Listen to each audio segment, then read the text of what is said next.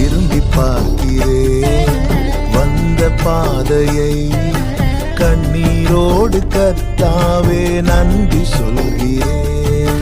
நடத்தி நீரன்னை அமர்ந்த தண்ணீர் அண்டையில், தூக்கி நீரன்னை உந்தன் பிள்ளையாக்கி நீ திருப்பி தர ஒன்றுமில்லையே. Download ShareChat. இந்த வருடத்தோடு இயேசு கிறிஸ்து வாழ்க்கைக்கு முற்றுப்புள்ளி. ரெகோபோத் தொடங்கிவிட்டது. ஆமென். இயேசு கிறிஸ்து என்ன தெரியுமா? கஷ்டப்பட்டு பலனை பார்க்கலான்னு இருக்கும் போது சத்துரு வந்து மூடி போட்டுருவான். இப்படி ஒவ்வொரு வருடமும் பிரயாசப்பட்டு பலனை மட்டும் பார்க்கல. அந்த இயேசுக்கு முற்றுப்புள்ளி, சித்தனாவுக்கு முற்றுப்புள்ளி. ரெகோபோத் தொடங்கிவிட்டது விசுவாசத்தோடு. ஆமென். 1 சாமுவேல் 9வது அதிகாரம் 6வது வசனம். அதற்கு அவன், இதோ இந்த பட்டணத்திலே தேவனுடைய மனுஷன் ஒருவர் இருக்கிறார். அவர் பெரியவர்.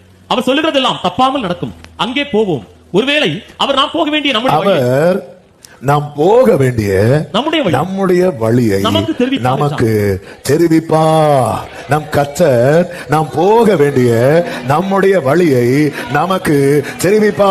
என கேட்கிற அன்பு சகோதரா சகோதரி, நீங்கள் பயணிக்க வேண்டிய பாதை என்ன என்பதை கர்த்தர் உங்களுக்கு தெரிவிப்பா.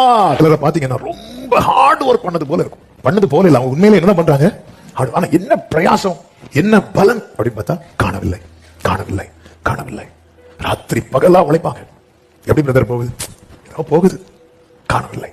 ஆனாலும் இவங்க ட்ரை பண்றதை விடல. நேகர் வாழ்க்கையில ஆண்டவரே இதை விட்டுட்டு திரும்பி மீறவா இல்ல தொடரவா? அப்படிப்பட்ட ஒரு ஸ்டேட்ல தான் இப்பொழுது யார் நிக்கிறா அப்படின்னா இந்த சவுல் நிக்கிறான். இப்படி அநேகர் தங்கள் பிரயாசத்தின் பலனை காணாமல் அவங்க உறவுகளுக்கு மறைந்திருக்கிறார்கள், மறைந்து காணப்படாமல் இருக்கிறார்கள். திரும்பி போயில மனசு சொல்லுது திரும்பி போகணும், ஒரு பக்கம் சொல்லு திரும்பி போக, இன்னொரு பக்கம் சொல்லுது இவ்வளவு பிரயாசப்பட்டுட்டு எப்படி நீ பார்க்காம எந்த மூஞ்சி வச்சு திரும்புவ? இன்னைக்கு உள்ள ரேமா இதுதான். இவன் பிரயாசப்பட்டு எதை காணல, பலனை காணல. ஆனால் இப்பொழுது அவன் எங்க நிக்கிறான் தெரியுமா? அவன் வாழ்வின் பாதையை பார்ப்பதற்கான இடத்திலே. ஆமே, அநேக பிரயாசப்பட்டு ஒன்னும் காணாம இதோ இந்த பட்டணத்திலே இதுவரை உனக்கு தெரியாத பாதையை கர்த்தர் உனக்கு காண்பிக்கும்படியாக. ஜீசஸ் சத்தமா ஆமென். Download ShareChat.